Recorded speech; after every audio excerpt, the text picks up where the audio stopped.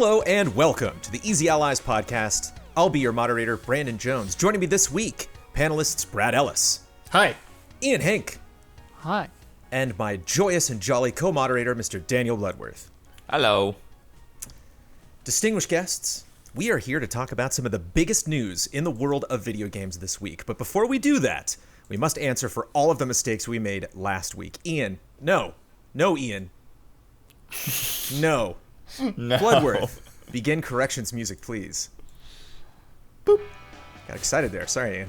I won't do anything. Just used to that. Got quite a bit of corrections. It was a long podcast. We talked about a lot of Game Awards stuff, so some clarifications. The first No Man's Sky update was the Foundation update. Next was one of the latest ones that they've done. That infamous Cyberpunk trailer came out in 2013, but the title reveal was on October 19th, 2012. I was linked to an Arc lore wiki page. I completely retract my no lore argument. It's technically the Datadyne logo. It's not the Perfect Dark logo. It's the logo of the Datadyne Corporation, which is pretty cool. The Datadyne's in it. Last of Us Part 2 won 7 Game Awards, not 6. I skipped over Action Adventure. Last of Us Part 2 has a 93 on Metacritic. I said the reviews were, quote, up and down. That's clearly wrong. Ghosts and Goblins Resurrection is a completely new game, not just with callbacks to older entries. It's not a remaster. The Mass Effect director, quote, showed both of them intentionally and for a reason regarding Andromeda. So Blood was like, is that Andromeda stuff that we saw in the trailer? It was. It was a mass relay, specifically. Yeah. Well, what's funny is, the mass relay is a separate thing. Mass relay's all over the place. Oh, yeah. Right. But the Andromeda Galaxy, right? Yeah, it's funny because I corrected myself and I was wrong with my correction. Right. Still a correction. You gotta believe in yourself. Square Enix showed 3 minutes of Nier Replicant at TGS, so ignore that Jeff Keighley Game Awards premiere nonsense. The Callisto Protocol definitely takes place in the PUBG universe. Not sure exactly how yet. We did get a red band version of that trailer today, which I have not seen. Yeah, it's apparently hundreds of years in the future or something like that. Lots of people agreed with you, Blood, on your blind playthrough assertion. I mistyped the word sponsors by adding a random V at the end. One commenter suggested that Atomos was the Final Fantasy V villain that ended your Final Fantasy V playthrough. End corrections music, please. Oh, that's me. I was like, you're taking a mug, drink out of your mug. Hey, however you want to end it. It came out of nowhere. It was like, there's the end. And I got, I haven't had a lot of these since I took over this podcast, but I got a beef with the comments that I would like to correct just because they were coming at me by saying that we were a bit of hypocrites by saying that we liked the Perfect, or at least I said I liked the Perfect Dark trailer, but I was confused by what BioWare was doing with Mass Effect. And they were like, same thing. CG trailer, you say you hate those behind the scenes talky videos. So let's clarify. First time we saw the new Dragon Age, we saw a trailer that meant absolutely nothing to me. It was a picture of a wall and a title. Rock. Yeah. Right. Then the second thing we saw was a developer video that had some screenshots but no new footage. The first thing that we saw of Mass Effect now is a trailer that, for somebody who's kind of interested in the series, doesn't mean a lot to me. The first time we saw Perfect Dark from a brand new studio, we saw that studio explaining that they were a brand new studio, explaining what you can expect from the studio that hasn't made anything, and also showed a trailer. So I think that's better than both. I think that's... Also, you just like Perfect Dark. Yeah. I also dig Perfect Dark. Yeah, you have to catch up on Mass Effect. That's a thing. But also, I think people pointed out, and we already... I think, at least I had talked about this before, is, the trailer wasn't really an announcement. We already knew that Mass Effect would continue. They had talked about that not too long ago. And so to just say it will continue, but not to actually stamp down, this is the game that we're making. It just sort of feels like it will continue, okay, as, Right. In what form? We're gonna get more books. We're gonna get more Netflix animation. I once again refute that, though. I think that the general populace watching Game Awards did not know definitively that Mass Effect would continue. Definitively is a good label to put on there. I do want to say all of the joy that I'm seeing around the world from people stoked about Dragon Age, stoked about Mass Effect, stoked about BioWare. There's a lot more in that Mass Effect trailer than I realized. Yeah, there's a lot going on. I want that to happen. But when you start coming at me with advertising, that's why I'm going to fight back just a little bit. Let's turn things around. Let's turn that frown upside down with a nice silver lining from Next Gen Half. I asked our patrons at the $5 and above level to let me know something that they thought was wonderful, something that could make us smile from the gaming industry. It's a month late, but we all deserve a good laugh these holidays, and Crusader Kings 3 had some amazing patch notes. Most recently, for their Create a Ruler update in November, here are just a few. The Cucumber King is no longer unintentionally a Kingslayer due to the wrongly assigned father. Ugly characters look more ugly, to a reasonable extent, by distorting facial features more than before. Good. Intelligent women no longer confront their pregnant lesbian lover to ask if they are the father of the child. Stupid women, however, still have a chance to ask that question. Wow.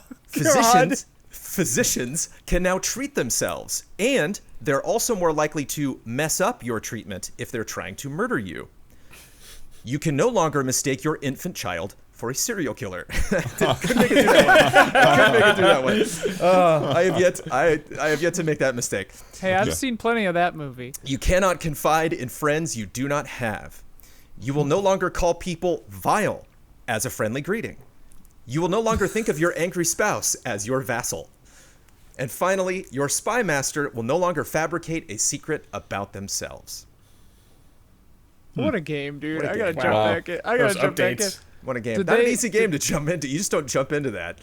That's Did it. they make homosexuality more robust? Because when I was testing it out as a preview, I set the settings to like 90% gay, so like everyone was gay, but you couldn't have gay marriages. Wait, Literally what I did was I just made everyone super unhappy and have to be like shackled to people to continue these monarchies and patriarchies and stuff. Yeah, what if the patch note just said more robust homosexuality? And you're like, all right. The dream. Oh. Yeah, we made it. November NPDs. I don't have Huber. I'm gonna have to kind of just filter I this love through NPDs Brad too. We to all Huber. love Yeah. NPDs. Yeah, we all I don't know love why NPDs. Not just Huber- Huber Jones. Why does Huber get in all the the comments credit? don't like NPDs. Some people, whenever I talk about stats, people are like, Too You bad, can dudes. suck a lemon. Numbers it's- are marvelous. it's also the end of the year. And I don't know if you guys caught wind of this, but we had some new consoles coming out in November. The thing is, there's a couple stuff on this list that we already know. We know PlayStation kicked ass. We know Nintendo kicked ass. But it's fun to review this, and there are some questions, some stuff that I specifically want to bring up. Video game content, including physical and digital, full game, DLC, microtransactions, and subscriptions make up the following numbers. Spending across all of the crazy video game stuff reached a November record, of course it did, of $7 billion, 35% up over 2019. Year to date, January to November is 44 billion. So it's 7 billion of that 44. That's Wow. 22% higher than 2019 by this point. Hardware reached a November record of 1.4 billion, up 58%. Year to date is 4 billion, 34% higher than 2019. PS5, as we have previously stated, has the highest launch month unit dollar sales for any hardware in US history. Beat the PS4 in November 2013, but it doesn't matter because the Switch still beat it, having a record 24 consecutive months as the top-selling console in the United States.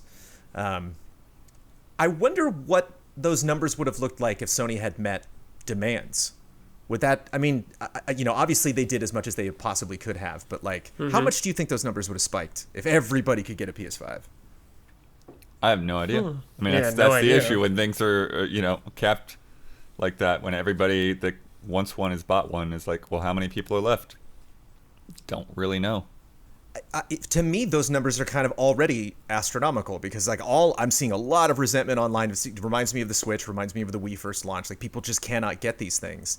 Yeah. And, it's one thing, obviously, if these numbers, talk about how popular PS5 still is, they talk about how, much demand, has been constrained this year. But if people had, and those numbers not only would have been the best launch of all time, but like maybe double what the best launch ever was. Like, wow, is that where we are with video games? Where like a new gen is that exciting?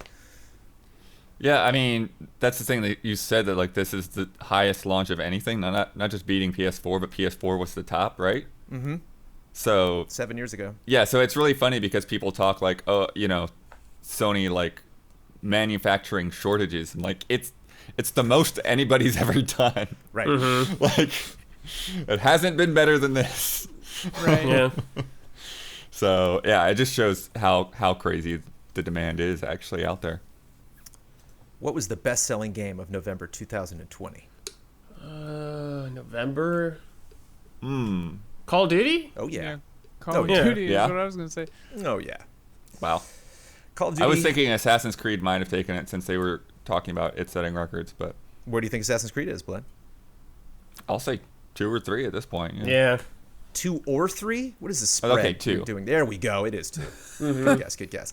Call of Duty Black Ops Cold War was the best-selling game. Best-selling of 2020 year-to-date. 13-year Call of Duty record for winning their launch month. It's just it's just what they do. Good Lord. And yeah, it's the best-selling of 2020, like instantaneously. Just like all these games crazy. that have Wow. had months and months and months. Animal Crossing, like, we're still selling. COD's like, get the hell out of the way. I'm COD. What was number 3? Number 3. Yeah, we were just talking about that PlayStation. They had a good month. Oh, Spider-Man. Souls? Miles Morales was number 3. Yeah. Second on PlayStation consoles. Second highest among PlayStation superhero games behind the original Spider-Man. Which makes sense. That's not like terribly surprising. But boy, is that series on track to just completely dominate forever. How many Spider-Man games are going to make? If Miles Morales many? is its own separate game. How many Ratchet and Clank games have they made, Jones? Before Insomniac just find out there's no other characters. We're gonna have to reboot it at this point. We're done. How many are we looking at? Lots. They got at least 5, I would say. Well, Insomniac will make at least like 3 or 4 more, and then they'll get bored, and then Sony will like give it to somebody else, and they'll keep doing it. They'll just reboot it like they did Ratchet. Yeah. Spice it up. Maybe we'll make a Spider-Man movie. That would be exciting. And then make a game based on that Spider-Man movie. Mm-hmm. This is fascinating. I want to get to the rest of that list, but I do want to bring up that Just Dance was number 13 on the list. Second highest sales in franchise history. Whoa. Behind Just Dance 3 in October of 2011, 9 years ago. Wow. People are ready to dance this year. People are super ready to dance. People are not going to wait to pick that game up on whatever their console of choice is. So my question to the panel is, if you're Call of Duty, Just Dance, or the Nintendo Switch, why show up to work tomorrow? What do you do? What's your projection for 2021? How do you More. And I know we've been That's talking big about business. Switch already, More. but like specifically with COD. Skins. Blood, I remember, you and I both read Huber's COD review before that went up, and I remember him saying, like, it feels a little unnecessary this year because there's so much going on in the world of Call of Duty. It feels kind of necessary looking at these numbers, or it panned out for them. That was a good decision that they were going to make another Call of Duty. 4 Call of Duties, I believe. Modern Warfare still performing. And, we got Black Ops, so we have mobile, and we have Warzone. All of those things are ticking at the same time. But even just this brand new, with all 3 of those things going on, people are still hungry for that new Call of Duty. Yep. Which I know is not the most exciting conversation to have on the podcast, because it seems like what we talk about, it's in the middle of every December. But I wonder how you strategize, being in charge of any of these franchises when it just seems like you can do no wrong. The funny thing is sometimes it feels like with Call of Duty and Assassin's Creed that the sales numbers actually don't reflect the game that's being sold. They reflect the game before it. And so I feel like, that kind of happened with Unity and Syndicate, right? Like people loved like Black Flag, a whole bunch of people bought Unity. Unity was full of bugs. People were trashing on it. And then not that many people bought Syndicate. And I feel kind of like the sort of same thing happens, with Call of Duty, where like everyone's loving, last year's game, and so they pick this up, and then they're like, well, they just like phoned it in this year, so now like what's next year gonna look like? Sure. We won't know necessarily how people react to this game until next year's sales, and if they're up or down in comparison. And I also think that some of that has to do with next gen on all fronts, like next gen, sports, racing, and Call of Duty games. Basically, they have fewer features because they have to build this thing for next gen, and they're spending so much of their time on that. Whereas the next game around, they'll probably be a little bit more robust and they'll have some new ideas. And then I also think just like a lot of people are who maybe have even checked out of Call of Duty for a while, hey, I've got a new console. I want to see what Call of Duty looks like on it, and they go for that. Me. Yeah. That was me. Nice. It's interesting you talk about the volatility potentially of the Assassin's Creed community. It just doesn't seem like that's happening in the Call of Duty community. It doesn't seem like up or down, good or bad, good review scores, bad review scores, new gen, old gen. This is just a franchise that's absolutely going to dominate every year. Black Ops Cold War became the #1 best-selling game of 2020 year to date. Guess what number 2 is? Year to date. January Year to to date's now. got to be Animal Crossing, right? Nope. No? Mario Kart. Nope. GTA 5 again. Cyberpunk. Call of FIFA? Duty Modern Warfare. Oh, Oh yeah, Cyberpunk. can't stop them, dude. Which is like, it's like how the Spider-Man sales skyrocketed before Miles Morales came out. Yeah. Before the Spider-Man Remastered came out, people were just buying the old Spider-Man on PlayStation 4 because it's just, people sometimes you just can't take it. Like you'll crack out that old game. I bought like Mad Max on Steam. I was like, what am I doing? It's just like, I just have to play this game right now. I already own this game. And it's just like, curious to see what it looks like on PC. It was on sale. Animal Crossing is number 3. Madden, you guessed, was number 4. Who guessed that? Somebody said Madden? I said you Madden. said No, I said FIFA. you Sorry. said FIFA. Sorry, FIFA's actually not in the top 10. FIFA. Let's get back to This is North American sales, remember? November. Correct. Yeah. Madden is number 4 on the top list. NBA 2K21 is number 5, just to save you that discomfort of not knowing what fills in those spaces. What's number 6? Hyrule A new Warriors? entry. Yippee! Yeah. Really? Yeah, number 6. Cool. Wow. Yeah, this game did well. Which brings me back to that Nintendo conversation where I saw a lot of conversations. We were having this, I'm sure it came up on Friend Code on occasion of like, here we go towards Q4. It seems like all that is happening on the Switch that's really worth talking about, aside from, they get new Super Nintendo games, and we just had an Indie World Showcase. There's, Spelunky 1 and 2 are coming. Like, there's reasons to be excited. But it's Hyrule Warriors and Pikmin 3 were like the tent poles. And that is more than enough. Yep. More than enough to beat a next-gen console. Yep, they're just fine. Yeah. So should we stop saying that? Before we do Nintendo reactions, should we just not do a pre-show? Because it just doesn't matter. What we have to criticize or speculate about. Crazy. I mean, Nintendo's doing their thing, At least, on There's- Switch right now, in the Switch era. Yeah, I think it does show that, it's good for Nintendo to take their time with their games, and especially in light of everything else that's going on, and the struggles that Cyberpunk is going through. It's like, oh yeah, Yeah. it's a good thing that Nintendo is just not talking about what they're working on right now. Until they're confident it can be ready. And I was talking with Ben about some of this stuff the other day. It's like we still really don't have a firm grasp on the impact this year has had, and having people work from home on some of these big games. It's like any game that comes out that isn't a Cyberpunk level like mess is kind of amazing. Because you think about something like that, you have your team working for years on this really ambitious project, and then in the final hours, like, your entire team structure gets split up and jumbled, and you have to figure everything out. And I think a lot of that may have to do with like why Halo Infinite is delayed a year. It's not just because it's like, oh, let's really make this right. It's like, hey, let's get everyone back in the office. Let's Maybe? get back together and like actually be able to work together and like work all of these kinks out in a way that's a little bit more solid than splintered and working from home. It feels And I like think in all of our Japan, that's even- lives Sorry. have been delayed a year. Yeah, Yeah. everything was put on pause. It's just like, yeah, everything just a year later. It's fine. What I admittedly was not thinking about Xbox when I was looking at the NPDs, but one thing I'm not looking at in this top 20 is an Xbox exclusive. How much do you think Halo Infinite would have put a dent, regardless of quality? I'm not talking about the Halo Infinite that we saw, the best Halo Infinite you can possibly imagine. How much do you think that would have moved the needle at this launch for consoles?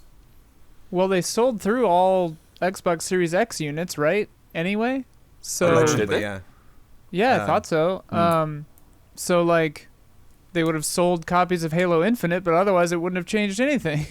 Yeah. But But Well, when it again, Game Halo Pass, Infinite is on on PC, but old Xbox as well too, so Right. it would have It sold might a have- lot. might have sold. Yeah, they'd sell a lot of Halo Infinite, but as far as console sales, it couldn't have changed the next gen ones because they all sold. You think all this Cyberpunk Xbox One hate is causing them to maybe rethink that Xbox One strategy for Infinite? Especially if they're going to, a year from now, there's probably a lot more people that are going to be owning Series X's. I don't know. I mean, Cyberpunk should not have put that out on PS4 or Xbox One. We'll get to that. Yeah, we for said that sure. last week, and we'll be saying that again this week. Like, But it's just it's a great point, which is you really have to evaluate. I think we are really in there really is a trend now of companies being like, we do such irreparable damage to our brand, and in the case of Xbox, that brand is the console also. If we rush these things out before they're ready. Something like Assassin's Creed, I don't think, because they're like, hey, we'll be back next year, or at the worst, we'll take 2 years off, and then that's worked out for them very well. I really hope that Cyberpunk and other countless past examples start to make the business people understand that, because I've heard so many horror stories of developer friends and stuff where a game is not ready but is rushed out to hit a fiscal year for like arbitrary like stock price reasons, you know? And it's like, it's such short-term thinking, which it seems like humans are great at anyway, but like, yeah, I want that lesson to be hammered home. It's like, look, don't announce your shit too early, don't release it all buggy, it'll be better for everyone in the long run, including your damn stock price. Like, yeah. But I think, judging by the success that the Switch is having, I think Breath of the Wild 2 and Metroid Prime 4 are like in an okay spot if they just shut up. If they like don't do anything until you are totally ready to go. I think that's typically more Nintendo's style, right? Yeah. Like things that they release aren't nearly as buggy as your Cyberpunks or your like there were some minor frame rate issues with Breath of the Wild that they had to clean up, but like my Link didn't T-pose on top of a horse and then like But hard to tell in Cyberpunk. It's like maybe just maybe they're that's just what that their guy's modifications that aren't working out. They themselves humans have glitches too. But yeah, I just think Breath of the Wild 2 and Metroid Prime 4 have bought themselves a long development time. Because it's just hard to argue. Anytime I'm like, hey, the Switch needs this, it does not. It very much doesn't. Does There's not. a crossover and a remaster, and they are pushing this console to destroy every other console that people are trying to make. Hey, Brad, what's number 10? Number 10? Demon Souls? Oh, yeah. Fucking better be. Nice. Number 10, beating Mario Kart 8 Deluxe at number 11. Aha! We got him. That's really impressive, though, because that's the PS5 market, like only the PS5 only game, yeah. Yep. Yeah. Your beloved FIFA 21 dropped from number 1 to number 9, and Animal Crossing is at number 8, which is great. Again, yay Switch. Number 7 actually kind of surprised me. What's at number 7? Big game, didn't come out. It was I'm sorry, it was number 8. No, it was number 7. It was number 3 the month prior. Watch Dogs? Don't actually recall. Watch Dogs Legion. Oh, Still in the top 10. Go Watch Dogs. that's good. I thought that game was basically gonna Yeah, once Assassin's Creed came out. I completely forgot about that game. Right. Immortals is not in the top 20 as people are. Yeah. Well, Immortals came out. It came out after this early December. cycle, didn't it? Yeah. Oh, was that a December game? Okay. Yeah. Curious to see the sales comparison if Immortals will put a dent into that. But and we also have we're still waiting on more info for the the online mode that's coming to Watch Dogs Legion. So I'm excited about that. Again, it's just Ubisoft doesn't need more open world money for more outstanding. I'm very much enjoying Valhalla, and I enjoyed Watch Dogs Legion, and I'm enjoying Immortals almost simultaneously, all three of those games. What a time for you to be alive. I know. But you're not playing Tsushima. Have you even tried Cyberpunk yet? That's why I'm rushing through Valhalla, Brad, so I can get to Tsushima. Tsushima is my absolute relaxing, just vacation game. That's when I am officially on vacation, which I believe begins Monday right after Cup of Jones. It's Tsushima time. I don't think I get a vacation. I'll tell you what. I'll tell you what makes me happy. I'll tell you what's the dream for me. Number 18, a game I cannot believe is in the top 20 of November. Cannot believe that after all of the negativity surrounding this game, enough people kept buying it and kept spending money on it. Fallout? Mario 3D All-Stars. 3D All-Stars? Even more vitriol than that. This is an easy game to make fun of.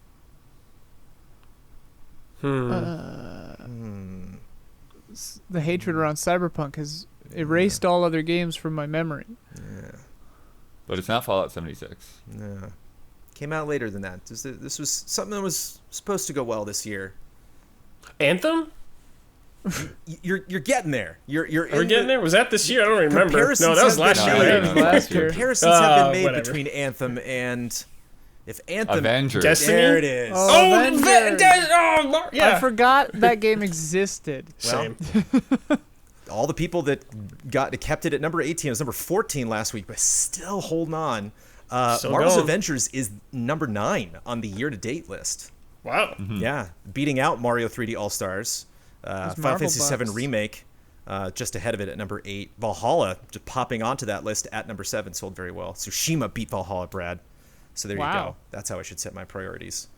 And Tsushima is number 20 on the list from Nice. last month, so Still going. sold And well. that's PlayStation only, right? Yep. Yep. Wow. And everything else is Nintendo. Mario Kart at number 11. Super Mario 3D All-Stars at number 12. Mario Wii U Deluxe New Super Mario Brothers U Deluxe at number 14. Luigi's Mansion 3 at 15. Mario Kart Nice. Live Home Circuit at 16. Super Wow. Smash Brothers Ultimate at 17. Why make new games? Why even? Why I'm having new ideas. Why even? Yeah. Yeah. I mean, those are all fantastic games. I can't believe they are still. Are we ever gonna get a Mario Kart 9? Like, I think so. there Yeah, I think so, yeah. eventually, but could be forever from now. it'll be the last game that is ever released. that's the on thing- the Nintendo Yeah. Switch. That's the Splatoon team, right? They alternate. Oh, I don't know. I don't know. You tell me, Blood. Yeah, you're the one. Who You're the one that knows works things. there. Yeah. I'm also going to lean on you, Blood, for this next story, which we have talked about, but it did come up again this week because Take-Two was like, hey, we're going to buy Codemasters. And then EA was like, hey, actually, we're going to buy Codemasters. Take-Two pitched and a then Devolver was like, hey, we haven't put an offer in. Yeah. I love Devolver. I thought, Devolver, I don't play any of your games, but I love you so much. Take-Two was like, hey, Codemasters, we'll buy you for $870 million, which if I've said it once, I've said it a million times, is not a lot of money. Right. EA comes along with $1.2 billion. Starting to get Codemasters. there. Bloodworth, are you comfortable with me sharing the sentiment that you shared with us via Slack when this news dropped? That EA, Oh, sure. I mean, I did put out some tweets too, but quote, please no. Explain yourself, Bloodworth. I mean, it's EA. You know, they are famous for bringing in studios and then either, running them into the ground and shutting them down later, or, having them just, become kind of something where they just pump out, things that EA was already making. And so it's, yeah, and like, you look at Westwood, you look at Maxis, you look at, Visceral was like an internal EA studio, but, yeah, just like all of these different companies, it's like, I feel like Respawn and DICE are the only ones that are like actually like doing what they would probably already be doing. And like Criterion, EA brought them in and they had published Burnout, and then Criterion was like, hey, let's try out Need for Speed. And then EA was basically like, hey, Need for Speed, or Burnout's never going to make Need for Speed money, so just keep making Need for Speed. And then this weird thing happened with Ghost Games, and now Criterion is getting Need for Speed back, and it's all craziness. But it just feels like, yeah, it feels strange to me because EA is like, we're all about racing games, et cetera, et cetera, et cetera. I'm like, okay, well, where's all the other racing games that there used to be under the EA banner? So it's like, I feel like a lot of this comes down to, the licenses, F1 license, and they just got, Codemasters recently just got the WRC license, which won't take effect for a couple more years, but yeah, so it's, it's weird, and Codemasters also has been, buying studios, so essentially like Codemasters went around and got all of these other UK studios under their wing, and now EA just like scoops it all up, at the end. because the guys that made Drive Club, Sony had shut them down, and then Codemasters came in and basically like kept the studio together to a degree after Onrush. Some of those people have departed, and then they got Slightly Mad recently. So Project Cars is also under their banner. Slightly Mad, the studio. Yeah. Right. Mm-hmm. So it's strange because it's like, what is actually gonna end up happening, And I just I definitely prefer to have more great independent studios, and particularly those UK racing studios. There were a lot of them at one point, and now it's like getting smaller and smaller and smaller as these mergers have happened over the years. So it's kind of like, it feels like we're limited now to Codemasters and Playground Games, and Playground Games is now part of Microsoft, and Codemasters, if this deal goes through, will be part of EA. It's interesting you mentioned WRC. Is that that probably doesn't make F1 money, but does that do well for itself? I have not been really tuned into the WRC games. They've been trying to get me to play WRC 9. They keep talking me about it. It's like, I got it downloaded. I don't know when. But yeah, I mean, it's just it's an official, just kind of like how they have Milestone makes all these motorcycle games, for Monster Energy and MXGP and all this kind of stuff. It's like, okay, having something that's like tied officially to a sport, like it goes into a lot of extra sponsorships and potential out there. So we still don't know what Codemasters will end up doing with that license, whether they will, basically sunset Dirt, or whether, WRC will be a thing for the hardcore rally people and Dirt will be a thing for the more arcade people, but now with EA in the mix, it's like it even puts more questions on that. I used to have a soft spot for MX versus ATV. Every time I see a new one of those, I'm like, oh, no.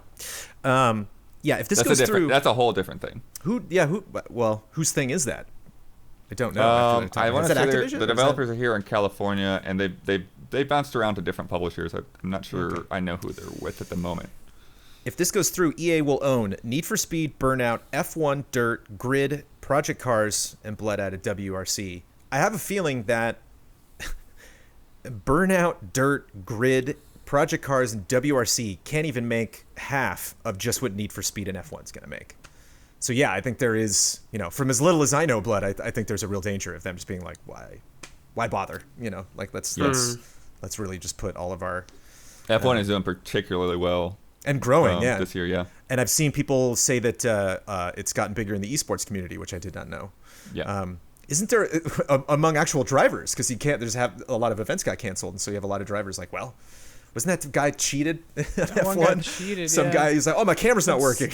Had somebody else play for him? Oh my god. Those are the kind of scandals that EA, that smells like money. How do monopoly laws work?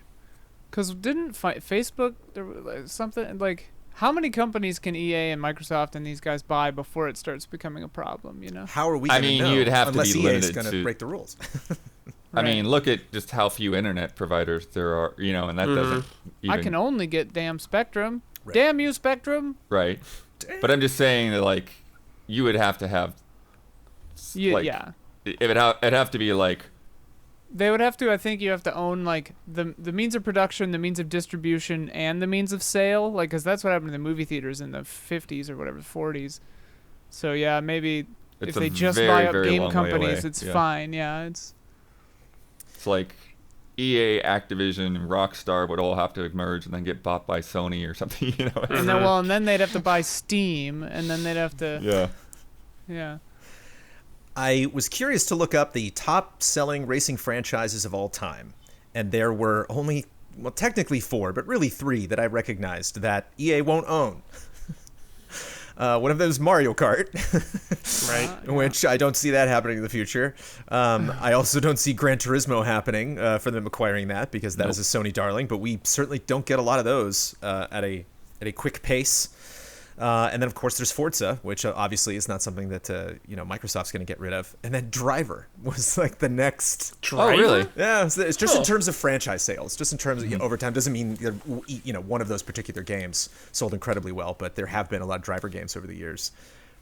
Anything I'm missing there, Blood? Any other competitors, or are we approaching EA racing domination in this gen? I mean, and like I said, I was talking about the lack of studios, and there's still a lot of other small studios, in the UK and around the world, but it's just in terms of like the scale of like these really big budget racing games. Right. It feels like it's getting less and less, right? Like Midnight Club is a thing of the past. Project Gotham is a thing of the past. There's just so many franchises. Burnout is a thing of the past. Like that have kind of gone by the wayside, and so it just feels like it just becomes this battle between like Forza Horizon, Gran Turismo, and Dirt. So Yeah. and Need for Speed. Although Need for Speed has not really been keeping up on the quality bar. So now Take-Two has been shamed, and now they gotta limp back and accept their loss, but they still own Midnight Club. Darn it!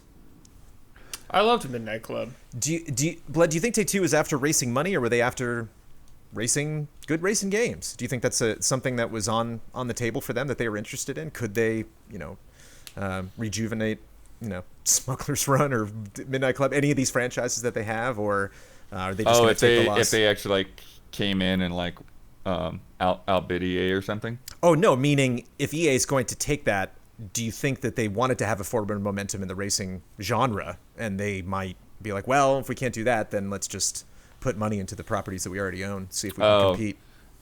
I would guess that I think there's just like this is all just money talk, like this is all just business stuff. So I think because Codemasters has made all these acquisitions and have gotten, this collection of studios under their belt, then, they probably went seeking buyers. It feels like, like I don't really know the behind the scenes of what's going on, but it sort of feels like, okay, we've made these investments and now it's time to find someone who's willing to, take this off our hands essentially, and cash in.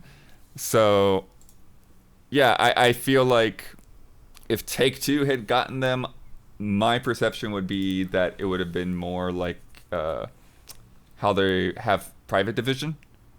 Private Division is sort of doing its own thing, and it's sort of pseudo indie publishing, like not super small projects, but smaller things like the Outer Worlds. But then having that Take-Two money to market it. I think that same sort of thing might have been on the docket with Codemasters, where like they would own Codemasters, but they would still essentially have Codemasters just do what they're already doing, and then maybe throw something like Midnight Club to the former Evolution team. But I don't know what EA is going to do. I don't really know what Take-Two would have done with it, but we'll see. Is F1 like FIFA, like a seasonal thing? Are we going to get a new F1 next year? F1's every year. That's the clockwork. You have to have the new season in there. Yeah, you have to have the, because they change up the tracks, every season. So you have to put in the new tracks every year. You have to have the new drivers and all that stuff. And they do some other things as well, but it is one of those things where they really have to plot out in advance, like to match basically people playing through the season and able to follow the season along. Well, there's something else they can do at EA Play. That would have spiced up EA Play just a little bit, wouldn't it, Brad, when we went, just to have, because every EA Play is just a little bit less than I was expecting. Just not a lot of, like, come to this big festival of just a handful of games. But it'll be interesting having a F1 montage in an EA press conference. So if F1's got to be every year, with just the way that EA operates, might it be a while before we hear from Dirt Grid or Project Cars again? Yeah, I mean, I'm curious what all of those different teams will end up doing, I really do think that Dirt Rally at some point will just morph into their WRC game. Ah, okay. but then like mainline dirt, I think is the safest in terms of continuing. I think that's a big enough brand. I don't know that Project Cars will. Like Project Cars 3 already kind of like changed the direction of the series pretty drastically, and I'm not sure that it got a lot of attention. I've always thought it was a weird name that they never actually renamed that thing once they were finally ready to release it. Project Cars had some hiccups too, right? Like, didn't that first game launch with some issues, or wasn't fully featured at launch or something? Yeah, I mean, I feel like the first game was more simulation than game in a way, to where it was just like you can set up whatever you want to do, but there wasn't necessarily like a career to guide you through it. In terms of like the robustness of what people typically expect, and it was very much made for PC players at that point too. And then Grid, I don't know. Grid, I feel like is also kind of one of those things where like it does well enough for Codemasters, but I don't know if it's a big enough brand for EA. I bet no. I don't think so. I don't know why. I don't think so. I'm gonna remain just a little bit pessimistic. Hopeful, obviously, for these wonderful people that get to do what they love, but pessimistic for EA, at least quickly. I could see this something that, like, because it's just going to be the easy answer. If this acquisition goes through, E3 comes around, and, we all have to speculate or make our videos. We're like, so, EA press conference, what do we think? Well, they did acquire Codemasters, and then we get to the press conference, nothing. It's just like, yeah, F1, but, I mean, that game was already in development when they picked it up, most likely, but we will see. And now, a word from our sponsors. Speaking of racing, Blood recently acquired the G923 True Force, in all caps, sim racing wheel, and took it through its paces. What'd you check out, Blood? How do you like this wheel? Like I was saying a couple weeks ago, like I haven't actually had a wheel of my own for some time, since the GameCube days. So I got it set up, and I think like just figuring out how to configure my room was more of a challenge than figuring out the wheel itself, because you have to mount it to something. So it's like, okay, my desk will work, but my consoles aren't, connected to my PC monitor. So I had to like route a long HDMI cable across to the PC monitor, and then route a long USB cable back to the PlayStation 5 from the wheel. But yeah, it's nice. One of the things that I really think stood out for me was the underside of the pedals have these basically like a spike strip that you can fold down so that it like really holds it in place on carpet. Because that's one thing you don't want. You don't want to be like pushing those pedals and then the pedal starts slipping further and further away from your foot when you're trying to drive. You say spike strip in racing games, I get scared for a second. Play a little GTA 5. Wait a minit. What? No. Talk about Need for Speed. And then it also has that nice like leathery smell I noticed after a little bit. I don't have that in my notes. But what do you think I played first on this? What do you think I popped in first game on a racing wheel? What do on I PlayStation? Think? On PlayStation. They sent me that PlayStation version. Gran Turismo. Drive Club. Oh, Drive Club. Oh. Maybe. I was looking through that list of compatibility and like Drive Club, there we go. It's a dead game. I can't play half the content, but there we go. Pop that baby in, and yeah, it took a little time to get used to, controlling with the wheel and the braking zones and all of that. And I actually had to put on slippers because like you don't want to be like jamming those pedals with your bare foot. You need a hard surface push on those pedals. It's illegal to drive without shoes on in many states. Really? Yeah. Are you not wearing shoes right now, Bloodman? I'm usually not wearing shoes in my apartment. Nice. No. Daniel Chilworth. I'm half out of my Crocs. Does that count? But yeah, it was nice getting around. One of the things that I think a wheel really helps with is just getting those long sustained turns where you can just like hold that angle. Mm-hmm. But yeah, you get bumped or something and it like fights back and it, you get off the road a little bit and you get the shake in the wheel, and there's a lot of good stuff in there. And then I after doing a couple of races, I'm like, oh yeah, like Drive Club's really good with weather. And so like I pumped up like the heavy precipitation. It's like, oh, this might have been a bad idea. I'm just sliding everywhere. The award-winning Logitech G design is re-engineered to dial into your game physics, delivering unprecedented realism. Feel the pistons pumping, the gravel crunching, and every shift, drift, and hairpin turn like never before. It has a programmable dual clutch. Get off the starting line faster with maximum traction and minimum smoke in supported games. Total wheel control. Control wheel sensitivity, force feedback levels, and button customization via powerful G-Hub gaming software for PC. Control the race. 24-point selector, RPM LEDs, integrated PlayStation, Xbox, or PC game controls, and progressive brake springs all help maintain control of your vehicle at high speeds in supported games. It's compatible with most racing games on PlayStation, Xbox Series X and S, Xbox One, and PC with select titles specifically designed for True Force. Head on over to logitechg.com to get your hands on your own G923 True Force sim racing wheel today. That's logitechg.com. And did you say something about smoke? Oh yeah, the smoke in the games, I heard that not too. The smoke.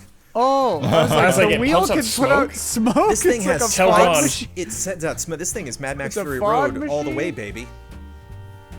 Also sponsoring the Easy Odds podcast this week, Gabby Insurance. I know you're probably overpaying on car and home insurance. Sure, you'd love to save money, but is spending hours on your own shopping for a lower rate to maybe save a few bucks worth it? Probably not. I say no. Brandon Jones says no. Do what I did and use Gabby. Gabby does all the work for you in just a few minutes. And get this, Gabby customers save $961 per year on average. Gabby takes the pain out of shopping for insurance by giving you an apples-to-apples comparison of your current coverage with 40 of the top insurance providers like Progressive, Nationwide, and Travelers. Just link your current insurance account, and in just minutes, you'll be able to see the quotes for the exact same coverage you currently have. Both Ian and I did this. Ian, how did it work out? I timed the little So did I. thing that you fill out. I did it. It took exactly 5 minutes. 5 minutes, yeah, for me as well. And I responded to a thing on Slack during that 5 minutes, so maybe even less. For me, it showed a bunch of results. Turns out I'm overpaying for my car insurance. My car insurance payments are confusing because, like, it says my premium is this, but I'm paying like twice that. Don't know why, but this, yeah. At the very least, I'm overpaying by like a couple $100 a year, maybe $100 a month. Gotta look into it. But yeah, I know when you've talked about insurance at some point in the past, like, yeah, it sounded like you might have been too much. Getting scammed. Well, I mean, I've got, yeah, I don't know. How much is car insurance? Typically. They're here for you. It depends on where you live and what Check car you Gabby have. to find out. That's it. There's a lot of info you got to type in, but it is quick. I actually have my insurance. I am on Amanda's account. I have insurance through Amanda, and I called Amanda in, and I was like, "Hey, it's for the podcast. Can you come in and help me with this?" And then, like, as she was setting it up, I was like, "Wait, I could do." It's really easy and simple to set up. Very brand manager of me. My insurance is actually doing pretty good. But what's nice is, it's nice to get that peace of mind. And it didn't take that long, just moved. And so we're like reevaluating all of our finances. So it was nice having Gabby be like, "You're doing great. Thank you, Gabby." Yeah, actually, that was one of the funny things when I moved. I was like, all right, I'm more in the suburbs. I'm not in the middle of downtown anymore. It'll go down, right? Nope. Did not realize that like some of the like highest accident rates in the cities and all the sports cars and everything around this area. Well, it's because people up in the valley drive like slow weirdos. Driving in Burbank is a headache. Anyway. Have not done a lot of driving. Got in the car the other day, like to go to the studio and drop off some stuff, and was like, "Oh right, driving." I barely ever drive anymore. Like I mentioned earlier, Gabby customers save $961 per year on average. I bet that'd be nice to have in your pocket every year. If they can't find you the savings that they did for Ian, they'll let you know so that you can relax knowing that you have the best rate out there. And they'll never sell your info, so no annoying spam or robocalls. You're probably overpaying on car and home insurance. See how much Gabby can save you. It's totally free to check. There's no obligation. Go to Gabby.com/allies. That's GABI.com/allies. Gabby.com/allies. And if you are a patron of Easy Allies, thank you. Good news. Oh? Oh yes, Microsoft, Nintendo, and Sony all simultaneously posted a shared commitment to safer gaming. Okay. Cool.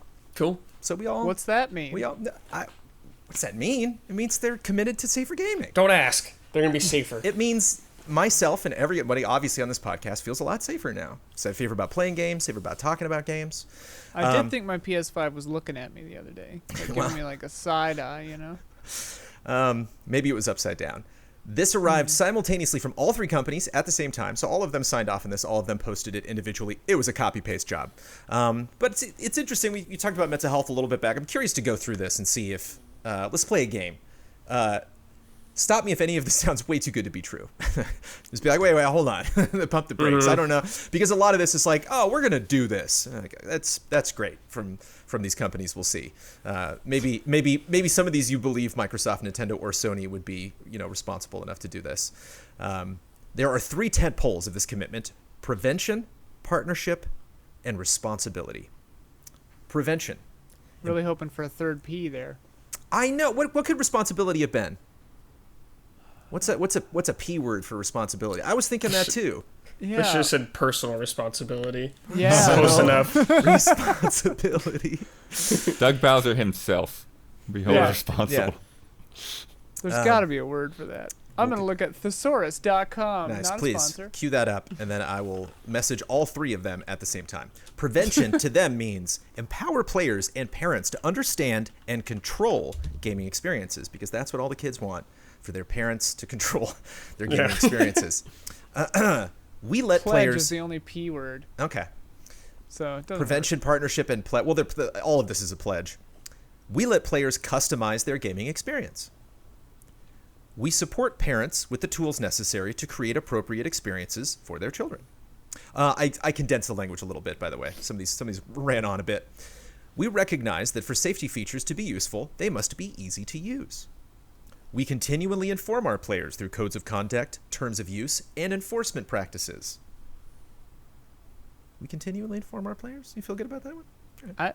I haven't been informed of anything ever. Nintendo informs a little too much. Nintendo likes to bother you while you're true. playing and stop you. Like, maybe you should go outside. Maybe you Yeah, should wear a shut restraint. up, Nintendo. anymore. Maybe you're playing a little bit too much. We like that you're playing Ring Fit Adventure, but you've been playing it for 5 hours. Please stop. We invest in technology to help thwart improper conduct and content before a player is subject to harm. Pre-crime? Yeah. They got precogs? Well, there's 3 companies. There's the Microsoft cog, the Nintendo cog, Yeah. and the Sony cog. Which one of them has the Minority Report? Get this umbrella. I love that. I mean, I'm calling bull crap on at least this one. Yeah, I'm sorry. Read that one more time. Well, it's a safe answer too, because it says we invest in technology to help thwart improper. Doesn't say how much they invest. Doesn't say what that technology is to help thwart improper conduct and content before a player is subject to harm. So.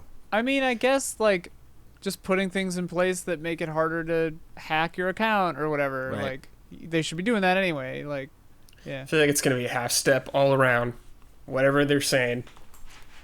Well, and it's so Maybe nebulous. a little. Well, it's like Yeah, some it's of the stuff is very, like, yeah. We're doing this anyway, but Yeah. now we're telling you about it.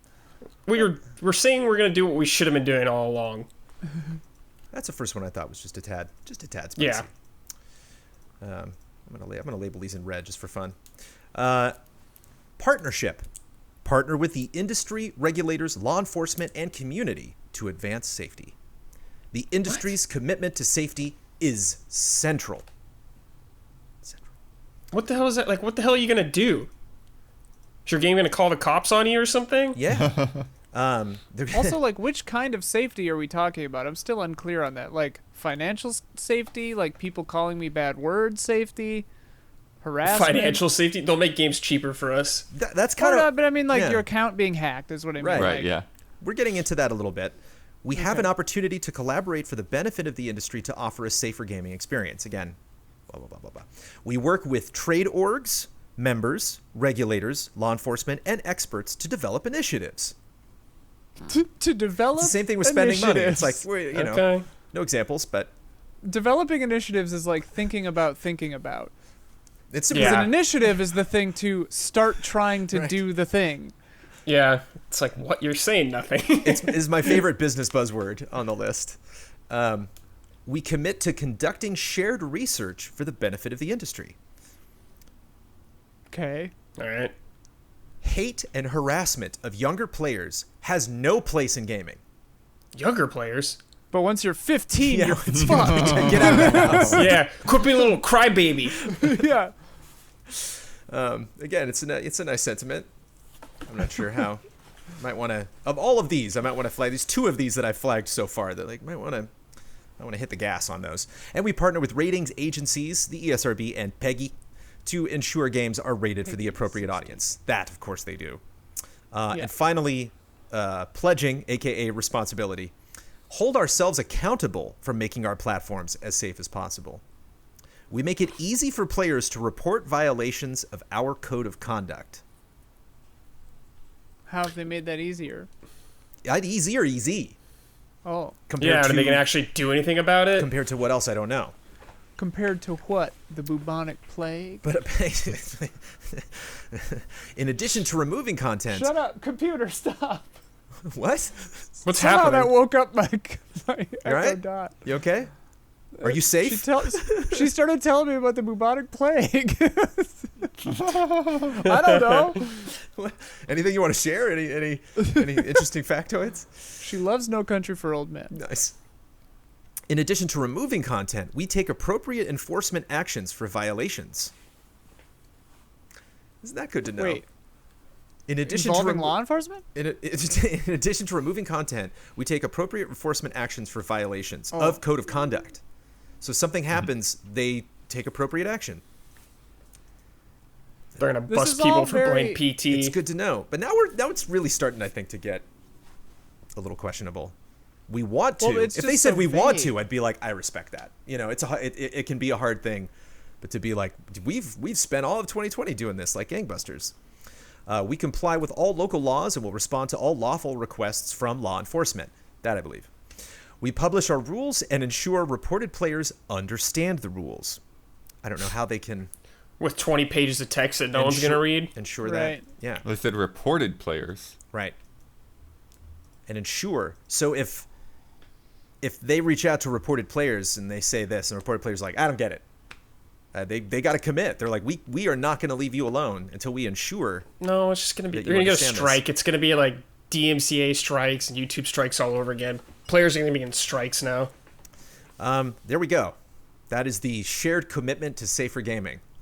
Are we missing anything? mean- Is there anything on the list that these companies should maybe focus on if they want people to feel safer? it's the it's whole never gaming gonna experience. It's never going to be bad to have, like, language like this at least is saying that, like, at the very, very least, it's on their radar. Mm-hmm. At worst, cynically, it's just, like, lip service and they're not whatever. You know, or they're just, like, trying to drum up PR for things they were kind of already doing anyway. Because the language is so vague that it makes you wonder, like, okay, right, but, like, how, though? Like... But Right. why? Like, how are you doing that? Like, how are you Mhm. going to make things safer for younger players? Like, how are you curbing harassment? Like, how are you going to do that? Like, realistically, because it seems impossible. Yeah. I think you brought up a really good point, actually, Ian, with saying what does safe gaming mean? You know, like what are they actually kind of specifically referring to? Do you This feel is that? lawyer speak all over the place, where it's like, Oh, totally. well, we covered it in our guidelines for safety. It's Well, like because that's- we were so broad that we Yeah. covered everything. That's my other question. Blood, will this hold up in court? Can I print this out and come running in and being like, wait a minute, I know, You made a commitment. Yeah. Yeah, I don't know. I mean, to me, it's weird because I feel like this doesn't necessarily mean like it doesn't sound like they're doing anything drastically different than what they're doing already. It just sounds more like they're all gonna get on the same page. They're gonna have some group of people within these three companies that are gonna communicate and say, hey, let's try to set the same bar. Let's try to set the same standards so that people know this stuff isn't acceptable, whether they're on Xbox or Nintendo or Sony. Like, these we're gonna set the same lines so that it's not you can get away with one thing over here and over there it's a problem. And so I think that's probably the most takeaway I can get out of this is that they're coordinating to And that's good. Mm-hmm. Like, consistency in this kind of regulation or whatever you want to call it is good. because less confusing, more consistent is Especially with something like parental controls. yeah. You know, if you get a system and you've got to figure out the parental controls, it would help if you go into another system and you're essentially working with the same language, right? Well, and the kind of stuff that I think the real big, if all three, because this is Sony, Microsoft, Nintendo, right? Mm-hmm. If the highest potential upswing in this is that if this includes things like accessibility, which again I'm not entirely clear that it does. I don't think it does. Yeah, I think it's Well, more that's a harassment bummer. and fraud Right. and unwanted spam and. Well, that's too bad, because that's a commitment I'd like to see all three join up on, because in cases like that, where Nintendo lags behind, the other two could kind of shore it up by being a good example. And I mean, Nintendo, as far as like safety for younger players goes, is probably safer than Sony and Microsoft. But some of their measures for that are a little draconian, like no voice chat. I was gonna say no one's using voice chat. That's why. Right, it's because it doesn't exist, and that's why it's safer. But yeah, it's interesting. Like, when I personally have never endured this, but I see a lot of people and they'll be like talking with a customer service representative via text. They'll be just like chatting with them. And sometimes you wonder, like, am I speaking to a human being or am I talking to a computer? Because the responses can be a bit canned. I feel like they just printed out that script. Like these are all the potential entries that you could get if you complain about any of these things. They'll try to sound like a human being by being like, we hold ourselves accountable for making our platforms as safe as possible. It's like, I don't believe you, Xbox. And like, look, we publish our rules and ensure reported players understand the rules. Like, I'm done with this. You're not a human being. Well, and also like language like ensure people understand the rules. Like, Right. like one of you said, like, what are they going to do? Have a counselor on the phone to ensure that you understand? Like, ensuring that someone understands something is difficult. Yeah. But having someone click accept on the bottom of a 10-page document, legally, you've ensured that someone understands something because the language starts with "I understand that." So yeah, it's nebulous. And I totally think accessibility is involved in this because they said under the partnership flag, we commit to conducting shared research for the benefit of the industry. I mean, obviously, accessibility is included in that. That's a massive net. That's going to catch a lot of things. Sorry to be skeptical about that. I'm sure some lawyers worked really, really hard on that. Mm-hmm. Lawyers are people too. It's just an easy thing. If Xbox had posted it, I wouldn't have said anything. The fact that all three of them did, I thought that was, they're scheduling the tweets. Remember, 8 p.m. I mean, cynicism Central aside, Time. like, I hope it's good. We want that these they're things. Sincere and, yeah. Remember when It's certainly a when wish list. Switch came out? That they had like the Bowser with his kids Parental thing? controls. Oh Yeah. yeah, I remember that. A little video. Last week, I specifically covered the launch of Cyberpunk 2077. This week, I will continue to cover the launch of Cyberpunk 2077. Not just because these things need to still be made, known about all the issues and weird stories that are surrounding the launch of this game, but because a lot of crazy stuff has happened since. Well, it almost feels like it hasn't launched yet. It's Right. like, it's not ready. How would you, Brad? You weren't here last week. How are you? Have you had an experience with Cyberpunk so far? I haven't had anything too disastrous. I had a couple parts where I had to reload, and like maybe some goofy people in the world, but nothing too damning. But you've been playing a bunch. Do you think it makes up the most of your game time right now? Is it That's a big all I've been priority? really playing. Yeah. And you're on PC? Yeah, I'm 22 hours in, and I haven't had any far game breaking stuff. Yeah, we're all Just, playing on like, PC, which is the best version. So Yeah. we've been probably avoiding a lot of the console woes out there. Xbox I Series know X, baby. Omar's been playing on his fine. PS5, and it crashes. That's what I've heard. A lot. Yeah, a lot of Like, crashes. He Wow. says that he basically can't go like an hour and Oh, a half wow. without it just That crashing. is a bummer. Maybe it's longer now. He said that the patch had updated it a little bit, and I was actually sitting next to him. He's like, "Yeah, the patch must have fixed it because it hasn't crashed yet." And literally, like 4 minutes later, it crashed. It's yeah. That's It's tough they- because the PlayStation 5 has been crashing a lot on a lot of It games. crashed like 7 times while I was playing Demon Souls. Yeah. Yeah, so it's, yeah. And Miles Morales, it's crashed like 3 times. I'm not even like I'm barely an hour into that game because it keeps crashing. So you put the two together and it's just like Crash City. Disaster, yeah. Yeah. So A weird. buggy game on a buggy console, not a good mix. Two wrongs don't make a right. And admittedly, I have not had a lot of issues on Series X, but I have not played a ton of that game. Anybody own stock in CD Projekt Red? Anybody on this panel? Anybody No, buying in? I don't Not to my knowledge. I think that's a good idea for us Is to it, install is it a into bad video idea? game companies. Yeah, I wonder. I remember talking to an investor one time. It was right after, I think it was WoW Apocalypse. What was it called? Where they changed the map. What was the one after Lich King? Cataclysm. And you know, the Blizzard stock went up. And I remember talking to somebody and I was like, oh yeah. And they were like, yeah, Blizzard, do you own Blizzard? And I was like, no, I don't own any video game stock. And they were like, oh, well, it went up. And I'm like, well, that's because Cataclysm came out. And the guy was like, wait, did you know that was going to happen? Like, yes. Yes. Yeah, I knew that was You coming. can these companies let you know before these things launch. I have breaking news.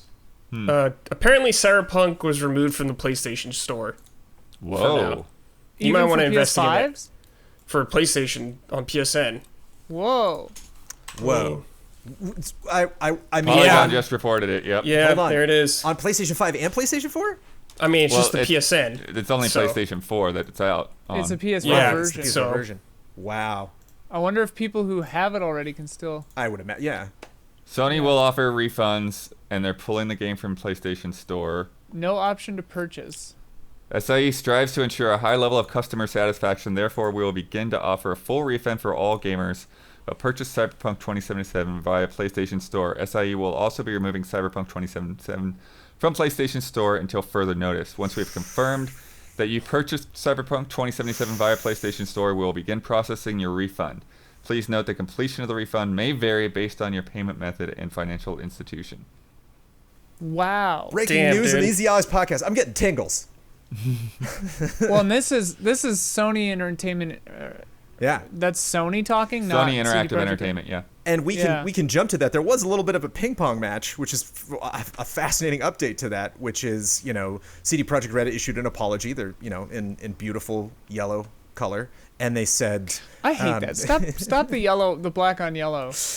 And they terrible. said, of course, we'll have refunds. So a lot of PlayStation owners were like, great. And they went to Sony. And Sony was like, well, it's sticky. You Yeah, know, their it's a refund whole policy is refund really thing weird. So this Like, is you boy. already downloaded it, and I'm like, what? that's the bar that you've downloaded it. That's it. Have you been past the title screen? Well, so that is a pretty drastic correction. That's there. huge. Yeah. Yeah. That's wild. I yeah. can't think of any big, huge games that have ever done that. They're just like, Yeah. nah, taking it Yeah. off. Cyberpunk getting the PT treatment. Wow. Damn. Yeah.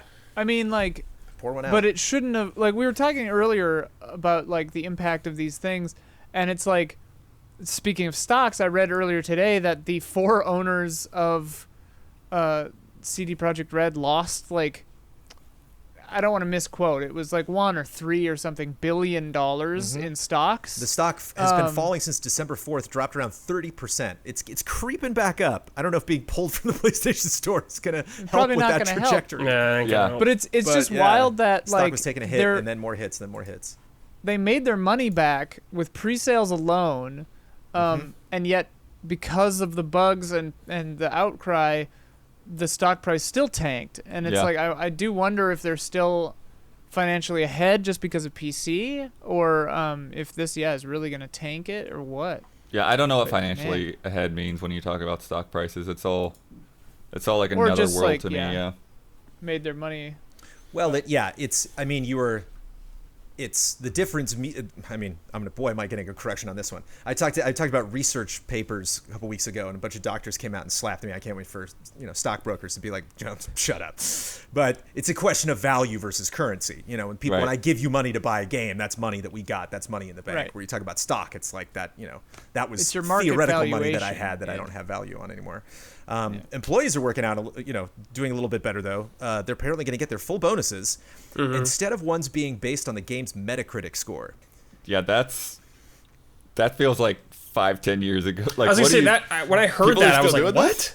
Yeah, I I'm was seeing a so lot of shocked. sentiment online, Blood. A lot of people are like, "Yeah, what? That's welcome to video games." It's like, Yeah, I guess that's how it is, but especially for a game that high profile, for one of the most anticipated Damn, it's games of crazy. the year, like that's kind of how it rolls. But boy, does that suck. Certainly good for them, obviously, this news. But my God, there's so many factors completely outside of development. If you're working on a game and you just see advertising just completely tanking any prospects that you have, or, you know, in the case of like a Skullgirls, having just some jerk on your staff who's just like giving you press for all the wrong reasons, or yeah, that might be a realistic thing, but that's lousy. All right, but well, I was the other half of what I was going to say before. I forgot, is like, one wonders with the delays that Cyberpunk had already seen, like, if Cyberpunk had staggered the release, like, let's say they'd come out on PS or on PC, not come out on consoles, would that outrage have outweighed this debacle? And I almost think at this rate it would not have. Like, I think that just not coming out on consoles would have been better for them. Right. It would have pissed people off, but it would have been better than this, probably. Would have saved them headaches. Yeah. Yeah. And it's not unprecedented. There's plenty of games that still come out on PC Lots first. of games yeah. do that. Yeah. And I mean, if they had shown, like, if they had just been honest about it, if they had just shown any part of the PS4 or base Xbox One game, you know, they could have just been like, put out a video like, look, hey, we're super sorry, but I mean, look at this. Is what we it can't. is. Yeah. But we need more time on That's this what's crazy, version. though. They plead ignorance. Yeah. They're like, right. oh, Ian, yeah, we didn't know. Was this no, bad? Ian, like, no, what? they were working on it. Ian, they were working real hard. They had an emergency board meeting, which is hilarious. A lot of interesting things. A lot of people. It's fun to see. Like, it's one thing for us in a silly podcast to be like, "How dare you, CD Projekt Red?" It's something for, like, you know, stockholders and board members to be like, "What the hell?"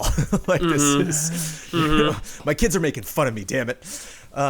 Quote from CD Projekt Red. We've shown console footage, but never on the last-gen consoles. The reason is that we were updating the game on last-gen consoles until the very last minute, and we thought we'd make it in time. Unfortunately, this resulted in giving it to reviewers just 1 day before release, which was definitely too late, and the media didn't get a chance to review it properly. I love that the 5 days we had apparently was enough. That was not intended. Which was still like pre-patch and everything. It was Right. garbage too. That was not intended. We were just fixing the game until the very last moment. Like, no one does that. Like, nobody fixes games until their absolute last opportunity. And this game that I'm seeing footage of online, they were playing that a week before launch, and they were like, I don't know. I think we can make it. You know, like, I think We can work this out. Yeah. They're like. It's like Keanu Reeves doesn't look like Keanu Reeves. We might have a problem. Yeah. We're good. He looks like a square with arms. It's like they're drunken high college students who haven't started their like 30-page research paper, and it's the night before it's due. And they're just like, yeah, it'll be fine. It'll be fine. I'll double space it. Yeah, apparently the dog ate CDPR's homework for this video game. Blood, I have a question for Blood. So, Blood, we've been following this company for a long time. You know, we were big fans of the Witcher series. And I always had this impression or this picture of CD Projekt as one of those devs who would, you know, they're not afraid to hold off to make sure the game's right when it comes out, kind of thing. Like, Witcher 3 had some problems when it came out, but I don't recall it ever being, like, nearly this bad. Right. It was pretty bad on PlayStation. It had I mean, issues, yeah, but you know, like the Not swamp that was bad. really Not bad that frame bad. rate, Yeah, and no, I it had wasn't people like- stuck in walls and stuff. Exactly, but- yeah. It wasn't this bad. It just seems so weird to me now that this is kind of where they're at right now. Like, how did we come here? How did this happen? Right.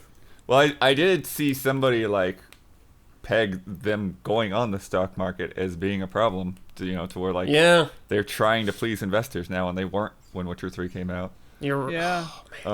damn stock. But yeah, it is really such a turnaround to where like all the talk and marketing around when the Witcher games came out was all about, you know, we're not going to do what these other companies do, and you know, and we're here for the players and all the things that you get annoyed with RPGs. You know, we're annoyed with too, and so yeah, it's such a strange turnaround. I think, you know, as I mentioned earlier, I do think that the work from home situation is definitely has a lot to do with exacerbating this problem, because again, it's like like as stupid as it sounds, like I almost half buy into the idea that they didn't know, because if you're not able to walk through the office and look at this PlayStation build and be like, yo, what's going on over here? And and you're spending so much time just focused on the high It's end. But I mean, Q, that like speaks QA to, testers knew about this. Like, Right. there's Right. no way people weren't informed about this. and that But does that speaks get to a the people that different- need to make the decision? Yeah, that's true. Yeah. Well, but that's a huge problem. That is a either, problem, yeah. either people are too afraid to speak up, or they're just not listened to. Like either way, it's a huge problem. And like, this is like the poster child. Like everyone's been on him about crunch and stuff, and it's like, how do you delay your game 7 times and crunch as much as they have and still release this like insane broken game? Like even on PC, it barely works. Well, I wouldn't say barely works. I've actually had not that many problems, but like even in the first couple of weeks, they've released patches that have improved performance, and it's still not perfect. Like last I checked, it only uses half of AMD Ryzen processor cores, and that's what I've got, a real good one, and it's not using them. And so when I drive my Akira motorcycle, the frame rate dips, and it's just kind of irritating. That 'cause ain't it's right. like I've got like the second best That ain't right. processor on the market. And my frame rate's dipping when I get on my damn Akira motorcycle? Come on. Yeah. Like, When it crosses into But I mean, anime that's- territory, that's when we, Yeah, right. that's when we get our that's damn the pitchforks. last straw. But no, but it's crazy though, and it's like it just goes back to the thing we always talk about, where it's just like the video game industry is like sick. There needs yeah. to be something done. Because I- like with all the crunch and all the delay and like forcing games out, like I just tried to look up when CD Projekt Red's fiscal year ends to see if like going on the stock market was why they pushed it out this year and didn't wait until March. Like, because if their fiscal year ends in March, putting it out in another 2 months would have pissed people off, but it, still fiscal year. So it's just like, this game shouldn't be out. I normally like to see both sides of the coin. I am brand manager. I am definitely, pro business in a lot of ways. This might be the dumbest thing I've ever seen a big company do in 2020. And there's some dumb things that happened this year. Just releasing that game. And I have not played this game, but I've not played this game on PlayStation 4. I mean, I'm playing the Xbox One version on Series X, but It's But in like, it's giving me Fallout 76 vibes, and you don't want that. right. Like, I don't think the game's nearly as bad as Fallout 76 as a game, but I'm getting the same vibe. Well, but it's just, it begs the question, man, like, who does this benefit? Like, their review score a week ago was like Metacritic average 90 something, 92 maybe, something like that, 90. Now it's 82. I think last I 87 checked, last I checked. Is it to 82 now? I checked the other night on OpenCritic.com and it was like 82. Oh. And like that's the Ben Moore Ben effect. gave it a 7.5. 87 on Metacritic. Okay, well, OpenCritic has it lower than last I checked, but like, regardless though, it's dropped a few points, right? And yeah. it's just PS4 like, is 54. yeah, Xbox And is it's- 55. but it's just like, okay, so now they've had to recall it off of PSN. Everyone's pissed. Even PC users aren't thrilled. Right. So it's just like, this didn't benefit the consumer. The stockholders can't be thrilled with that 300 billion whatever drop. And it's just like, rushing this out didn't serve anybody. So, like, what's the logic? And where did it fall apart? Like, where did someone not say, this isn't ready yet?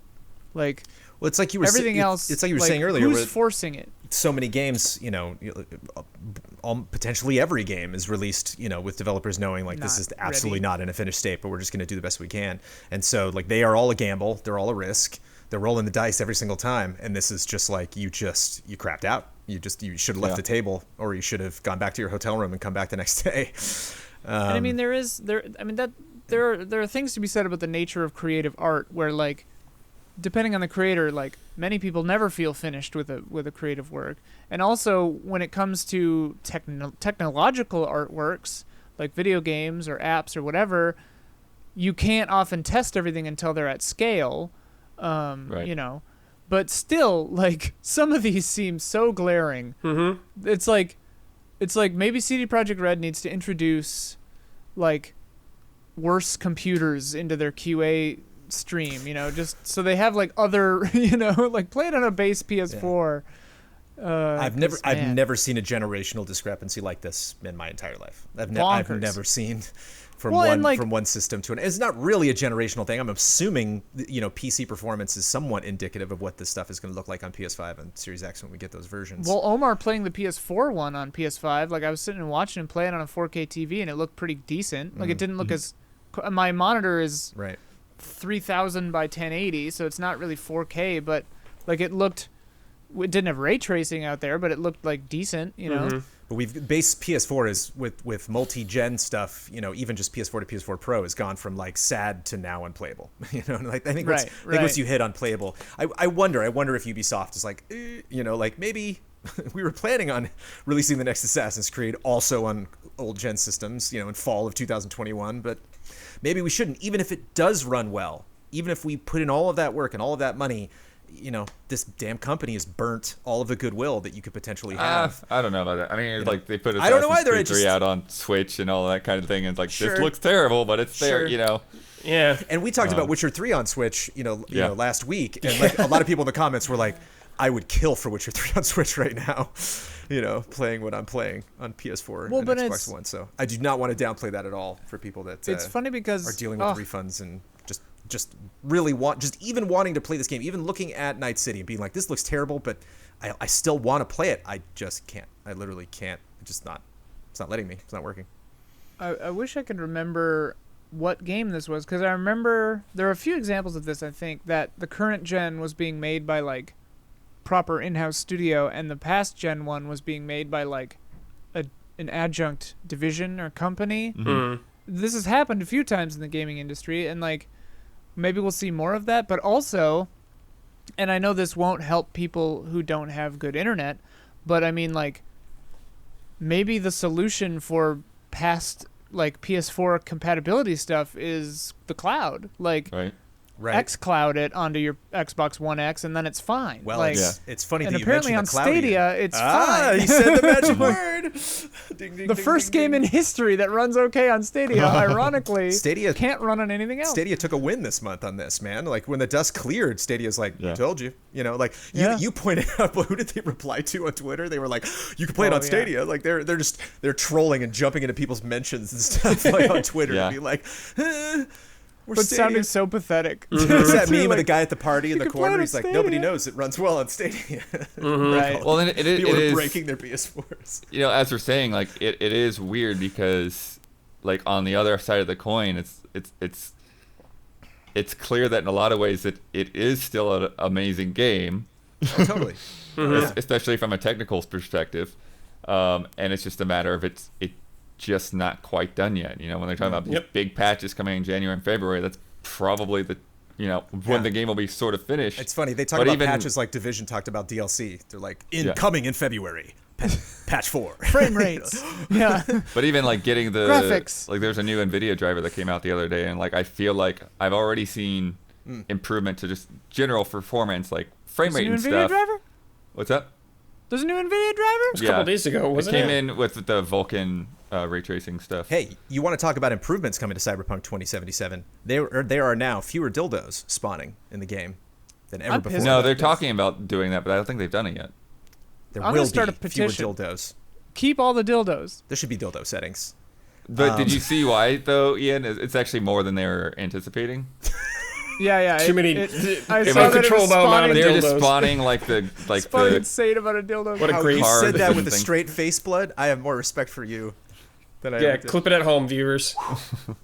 I would patch in a damn setting to turn off the news anchor voice on the freaking radio. I have seen that, Because yeah. it's on every station. I just want music. If I'm on my sweet ass Akira motorcycle, I don't want to be listening to the same damn news blurb about fucking psycho drugs. And what Ben mentioned, the people, the fixers calling you for stuff. They're just like, please let me shut these people up. I don't care. I will never care. Yeah, well, about that's a anything they're trying to proximity sell me. thing in general. that's if you're you doing go that. into the right district or you go by the right spot where a quest is. But Still, it's a bit much. The non-bug thing that bugs me is you can't really drive your car during the day in cockpit view because it like does the bloom thing as if you're indoors, and so like just the world is too bright. Oh, really? Right. So I basically have to go to third-person view just to like be able to see what the heck I'm going. I wonder if that's like a shader setting. Or like Yeah. RTX setting. When it's at night, it's great. But I always do third-person view for cars anyway. yeah, I tend to do it more as well, just because you get to see more of the world that way. And A sweet-ass Akira motorcycle, you know. we didn't even talk about epilepsy, which was another fantastic chapter in the pitfall of this game. Well, we talked about last week. We talked about last week, but Well, they've the addressed it update more this week. since. Well, not only did they address it and have since fixed it, hopefully, Microsoft different. has promised to improve its certification process, because that was another big question where they were like, they were like, Sony, Microsoft, what the heck, what's going on with these console versions? What happened with this epilepsy thing? And they just constantly pointed the finger back at CDPR. And so it's nice that Microsoft is taking some responsibility there. It did change. The brain dance thing is just one slow white pulse now. Yeah, Yeah. it seems like they actually worked with the Game Informer Yeah. writer to make that Yeah. work. I'm actually really impressed by how quickly they did that. I thought Yeah, that that was was something fast. that's going to come I thought a it would week take or a two while. from now. Yeah. Blood, if you're CDPR and you're literally holding on to the first DLC patch, the DLC update, the DLC content for Cyberpunk 2077, do you release that in 2021? How long until you come back going, hey, consumers, put Cyberpunk on your list? Like right now, they're trying to appease people that already have owned this game. Like Yeah, I think there is they'll- DLC planned, and they had planned it for early 2021. That sounds like a bad idea. Unless they make it free. Yeah, I was gonna say Make you it do free. it summer and you do the first one free Yeah. when Like- it's patched. All the patches, first one free, sizable update. Like DLC. I'm sure it'll be sizable if it's you put keeps in line with Skellige their in past there. trends. Yeah. Their DLC is usually really good. At so. a card game. We'll see how that Ooh, affects yeah. their stock. Hopefully not There going to is be no like mini game, is there? No future Yeah. like. Not that Gwent I've or come whatever. across. No. Oh man. getting it to work. That's the minigame. DLC. Can you do like the virtual sex- Gwent? Can you do the sex BDs? Because like, I don't know. think so. I don't. oh man, DLC one. I would do them. Yeah. I remember when I was like reading Ready Player One with friends, and they were all like, "God, this future sounds terrible." I'm like, I don't know. It sounds pretty cool. I think what they meant was this future is terribly written. Oh, but there. Okay, all right. Let's move on. Also, this week, Microsoft Flight Simulator released some fun numbers that I want to share with all of you. Oh. What's the We're talking about Metacritic. What's the Metacritic for Flight Simulator? 90 Do you think? something. 92, 91. 93, 91. After 66 reviews, how much? It's on my fantasy team. Calculated by 10 by 10 kilometer tiles, what is the percentage of Earth that people have visited in this game? The 30. percentage of Earth? Percentage of Earth calculated by 10 by 10 kilometer tiles. It's probably like super, like 3%. 34%. 72. Oh wow. Wow, that's a lot. Proud of gamers. Proud of you. Good job. Good job, everyone. gamers. And what is the most popular destination? Disneyland or New York. I wish it was Egypt? true. New York City. Brad nailed it. New York City. 2 million pilots, 50 million total flights, 3.5 billion total miles flown, or 19 round-trip flights from the Earth to the Sun. At some point, I 7,000 got to download that on my new machine. I haven't seen it yet. 7,000 pilots who have visited Asobo's office, 4,300 pilots who visited Microsoft's office, and 9,700,000 hours watched on Twitch. Well done. Wow. Microsoft Flight Simulator. Those were fun numbers. Watched. Fall Guys, yeah. There's a lot of those in the background, I'm sure. Yeah. Fall Guys is working on a feature to allow streamers to host private shows. Finally. Yay. Another thing that we were waiting for, Sackboy: A servers? Big Adventure now is online multiplayer. Oh, it's Oh, yay. Sweet. I saw that patch. The patch came today. I didn't know it was for that. Nintendo held one last Indie World Showcase for 2020. Among Us is now on Switch, which seemed to be Yep. one of the bigger things they talked about. We did reactions to it if you want to check out our opinions. That Grindstone game is actually pretty fun. Cute. Nice. I've been playing it. Funimation, and therefore anime, is now available on the Nintendo Switch. Yes. Fortnite has a limited time mode called The Spy Within that is totally Among Us. 83 million live streams of the Game Awards, 8.3 million viewers, up 83% from last year. Wait, how is that all the same Whoa. number? How are they all 83? 83 That's million live streams, 8.3. 8.3 million viewers. So 8.3 million people watched it, 83 million people, 83 million live streams. 8.3, I guess, watched it on the official channel, maybe? Someone do the math 8.3 at home. viewers, There's a lot of 83s there. That's weird. 8.3 up 83%. and Yeah, how are those all 83%? 83? It was 83 mil. Okay, yeah, wait. 8.3 million.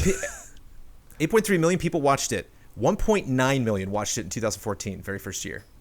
That's Wow. That's Wow. more people That's a watching lot the Game more Awards. people. I Yeah. imagine a lot of those people just didn't even know it was going to happen or what date it was. But the chart, the most fantastic chart that he released was just showing those numbers. And like when you have the big, skyscraper that is the viewership, you can barely even see the numbers in 2014. So well done, Keeley. Well done, Steam. It hit an all-time concurrent peak of 24,804,148 players. Wow. Not sure the exact date. That was just recently. The last record was 22 million this year, but that was back in March. So they almost hit 25 mil. Vin Diesel will be the president of creative convergence at Studio Wildcard. He's not just in Arc 2. He's creatively converging Arc 2, Yeah. which Does was that a mean fun he's little in detail charge we of, didn't like, know. Spin-off merging the projects? anime and the game? I bet they gave him any title. He is working on the anime, and I bet they gave him any title that he wanted. Yeah. They said something like he's played thousands of hours of Ark. Thousands and Yeah. thousands. I of wouldn't hours. be surprised. He's a lonely guy. There's a Death Stranding cross Cyberpunk 2077 crossover. People thought that was going to be a little bit more than that because Kojima Productions Yep. was like, we're going to be teasing something tomorrow. Kojima Productions, There's don't do also that. a wallpaper of Ludens. Don't do that. Brandon. Don't do that anymore, Kojima. Just announce it. Just let us know. Don't- Because don't do that, Kojima. Kojima, if you say you're going to announce something, we're going to start freaking out. The Mortal Kombat movie arrives in theaters and on HBO Max on April 16th. Cool. GameStop got a batch of PS5s and Series XS's, and we're like, come on down. People that worked at Oh. GameStop, we're like, no. Sure, that worked out great. Yeah. AC Valhalla is XP boosts now. As someone who has been feverishly playing Valhalla, you super do not need those. I get a new level every 5 seconds in that game. They were not in the storefront at launch. They learned their lesson, but waited They a month learned and that then lesson. slipped those in Yep. there. Yeah, learned the lesson to be more sleight of hand. What? Yeah. What lesson Yeah. is that? But playing Odyssey, it's like, oh, you know what? I kind of like this boost because it was included in the version that I got. But you don't need it. You don't need it for Valhalla. It's not. It's just funny. It's like, oh, reviewers complain about this. Okay, let's wait until the reviews have slowed down to a trickle. No more reviews. Okay, now we'll put it out. That's not Yep. gonna, that boost is not going to help you get through that game, quote unquote, faster at all. It's the opposite of what CD Projekt Red does. Speaking of fun stocks, Sony, Nintendo, Capcom, and Koei Tecmo are the big winners in Japan of 2020. Devotion went on sale at GOG for a few hours and then was pulled. Remember Devotion? That was the game that got in trouble in China. Yep. Steam was like, we don't want it. GOG's like, we want. No, we don't. Yeah, CD Projekt stepping in it twice in the same week.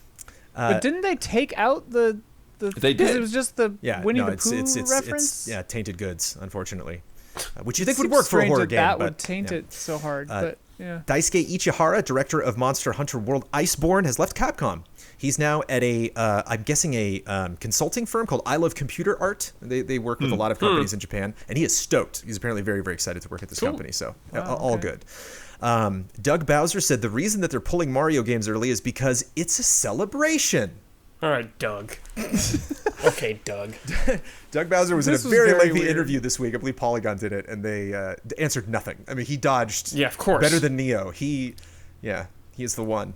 Iron Man can now bounce his Unibeam off of Cap's shield in Marvel's Avengers. Another win for Marvel's Avengers. It needs more. It sounds silly, but it needs more stupid stuff like that for people to be I was like, oh, that's this cute. is a weird update to bring on the podcast. They need some more but- goodwill. You could have said something not? in Slack, Brad. What? It's your show. That's why I thought it made it in there, because it's your show. All right. What did I say? There was something that I said did well, and Blood was like, "Get that the hell out of also this week." I think it That was happened last Avengers week. It was also also. Avengers. Oh, It was another Avengers Kate, thing. Kate Bishop had good reviews. Blood was like, "Wah wah." And Herman Hulst, the head of PlayStation Studios, tweeted a video showing his cat smacking at bug snacks, and unfortunately, beneath his television, his PlayStation 5 was upside down. He then That's funny. took the tweet down, retweeted it with a cropped video. That's really funny. Herman Hulst. You should just be like, Stop it. you should just be like, oh, it's so great. You can use it on either side. Don't worry Stop about it. Yeah. Wait, upside down vertically or on It a, It must have been Horizontally. horizontal. Yeah. It had to be horizontal it's because horizontal. there's no way you could put it upside down Yeah. vertically. Why does Yeah. it matter? If anybody can prove you Wouldn't make a can, difference. it's Herman Hulst. It matters to Herman Hulst. It is time for love and respect.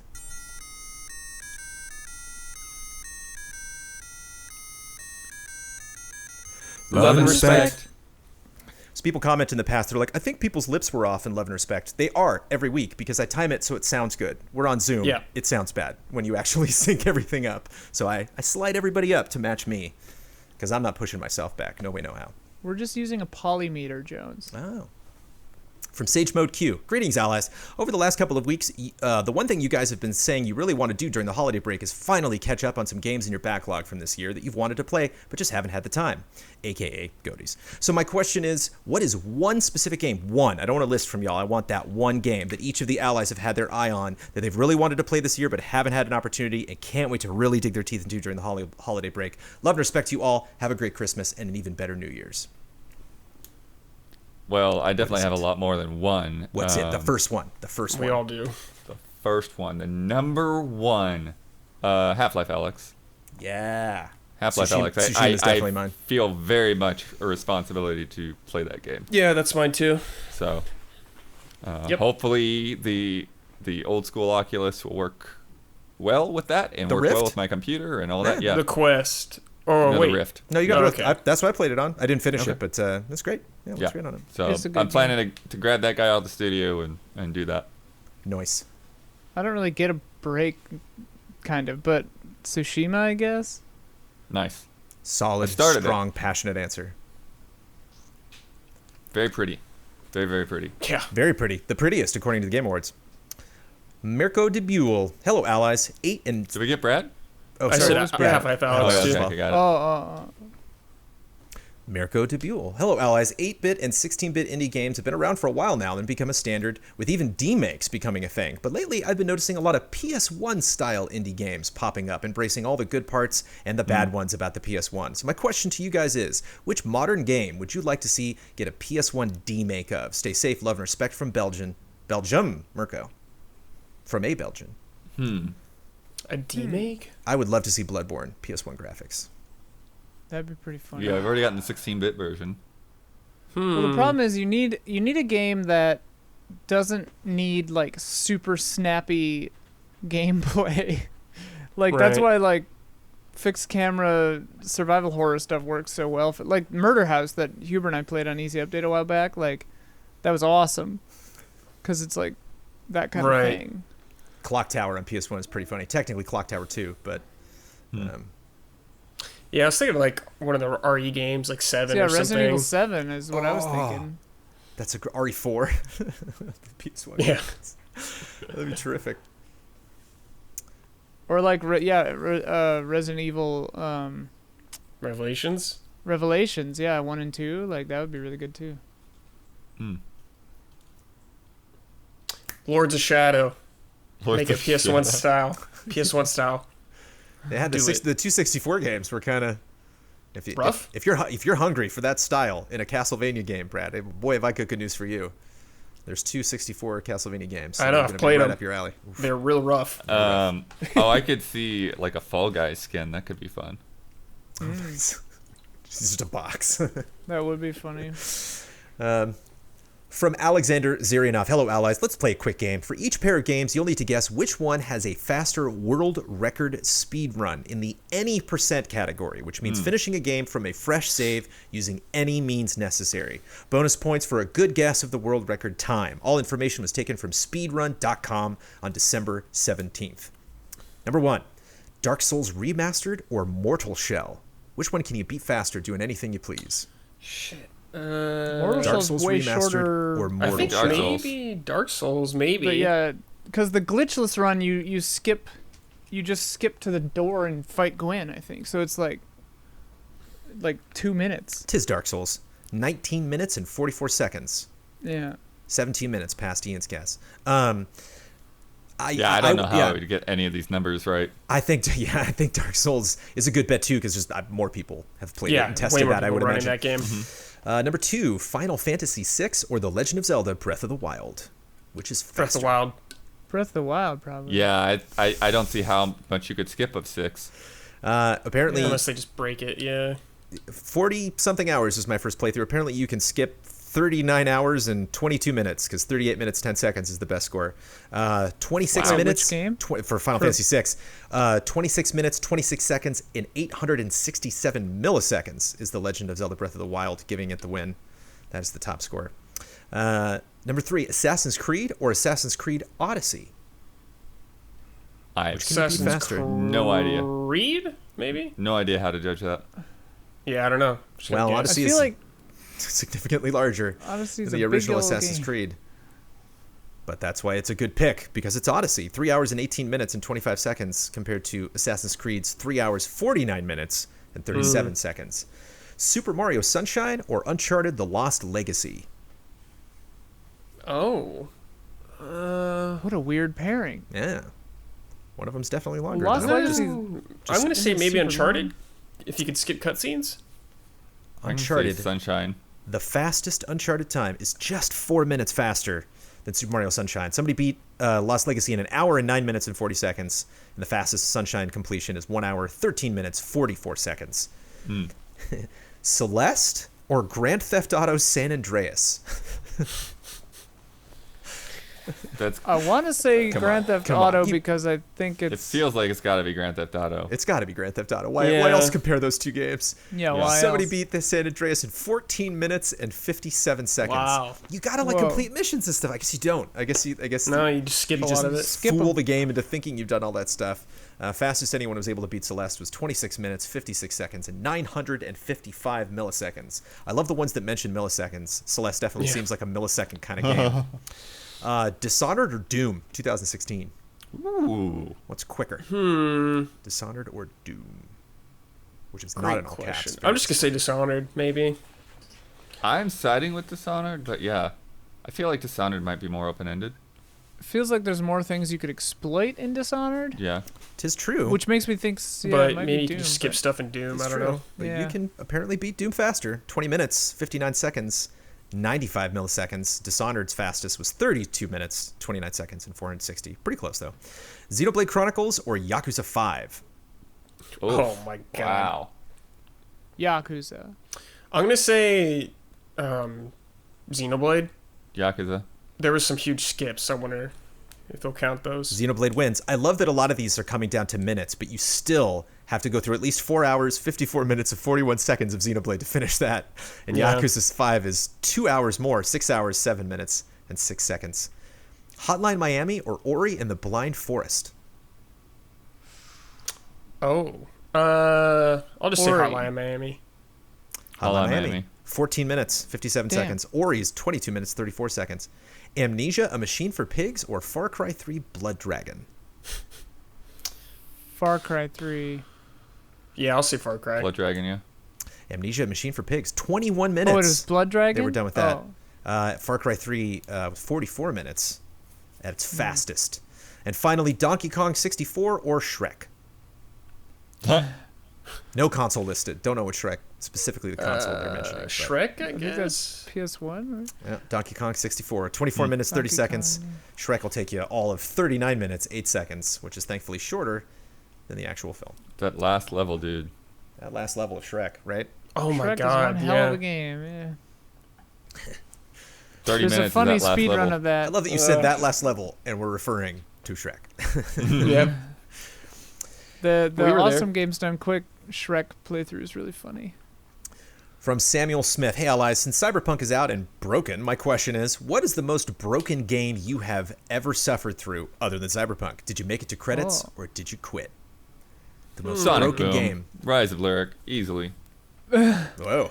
I played some of Fallout 76 when it came out. Me It was too. pretty rough. Yeah, Did not beat it. Yeah. yeah. Go back and watch that game trailer's review if it's still out there, because holy crap, that is an incredibly broken game. That makes Cyberpunk look amazing.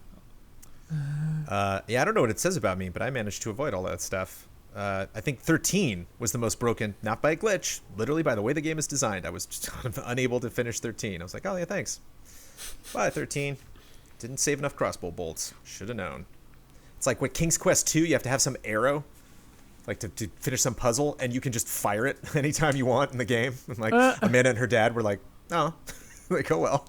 Got all the way to the end of the game, and it's like, and now fire your magical arrow. Those adventure games aren't playing around, dude. Some of those, yeah, So old many of adventure them games are have cruel. just complete dead ends. Yeah. It is time for bets.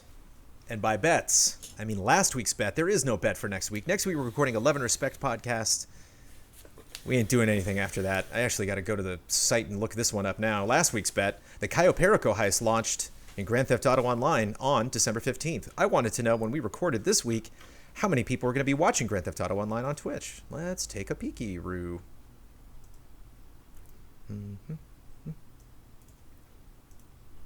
Quiet, Twitch. Dee. All right. It's that number. Daniel Bloodworth bet 130,000. Ian Hink bet 112,000. Michael Huber bet 65,000. I bet 115,000. The number of people watching Grand Theft Auto Online right now, technically Grand Theft Auto 5, 108,000, giving Ian Hink the win.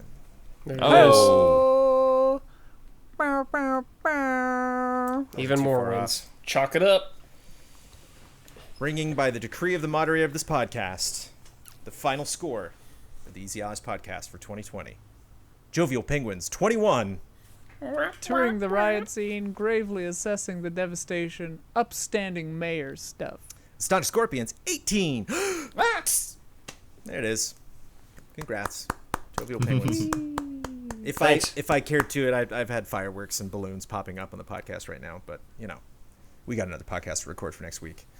But that's it, folks. That means next week's podcast, which we were going to record right now with these panelists, which will just be a Love and Respect episode. We'll have Ore Wars at the end of it, and I will do Ore Wars for the episode following that, which will go up on the last day of the year for early access. Everybody else is going to get that in 2022. So this is the last... 2021. What am I talking about? 2021. You wish, John. Yeah. If we had to suffer through this year, we can't skip next year. That's not how that works. And, we've still got 6 months more of this year, and then we get 2021. There will be at least one episode of Ore Wars, depending on when you get the podcast, in 2020. There we go. Let me tell you about patreon.com/easyallies.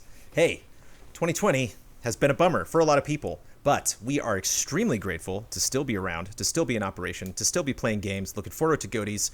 Stop by the studio to drop off some shelves, y'all. Got some shelves from my house that I didn't need anymore, so we got the office, has these nice black shelves in there, and got rid of our couch. Shout out to our couch, which was the moldy couch. That's gone. Yeah, it's in bad shape. Moldy green room couch. But we have been able to keep that studio. We've been able to pay that rent. We've been able to keep storage and all of our equipment and everything like that. We have used it on occasion, but this has been a challenging year. But it has been much less challenging for us because of our support on patreon.com/easyallies. So if you think to yourself, I like this podcast, I also like all the other stuff that they produce, I want them to keep doing that. The best way that you can go and support us, obviously, listening to this podcast, we appreciate it because we do have sponsorship. Our support on Twitch is appreciated. But the number one place that we are supported financially from our wonderful community, patreon.com/easyallies. And like I said, if you want to get 2 more podcasts other than this episode in 2020, you're going to want to get that early access and get that episode early. Let me make sure I'm not lying. Let me make sure I'm not lying to our wonderful listeners. Don't lie to them. I don't want to lie to people. About what? No. Even if you get early access, you're going to get that That's first. the first. New Year's Day. You'll get it on New Year's Day, get it though. on the If you have early New Year's access Day. to this podcast, you get to kick off 2021 with the Easy Allies podcast on Friday, January 1st. And doesn't that sound jolly? All right. Before we finish this up, I want to specifically highlight the people at our shout-out tier. That is our top tier on patreon.com/easyallies. Ian, you are going to go first to shout out these wonderful people. I'm going second. Brad, you're going after me. And Bloodworth, you're going fourth. Shout out to Caleb Togi Crawford, L. Thanis, Greg the Dark Knight Kettering, Jesse Blue, Stephen Thomason, and Nick. Shout out. Shout out. Yes.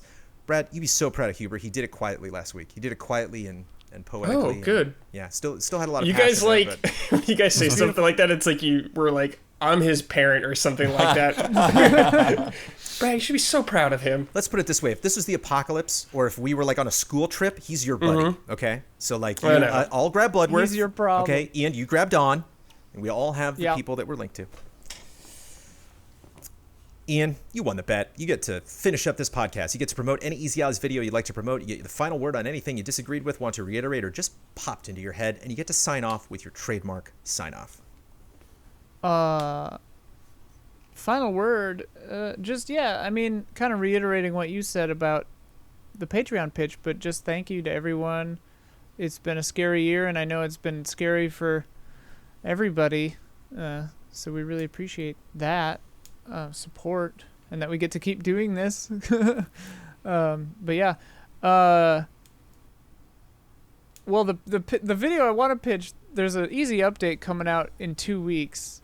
Watch that. But since that won't be out for a while, definitely watch the Dawn episode of Hunting Hubert. Oh, yeah. It is bonkers. I loved it. Hunting Hubert Season 2, tell your damn friends. Good night and good game.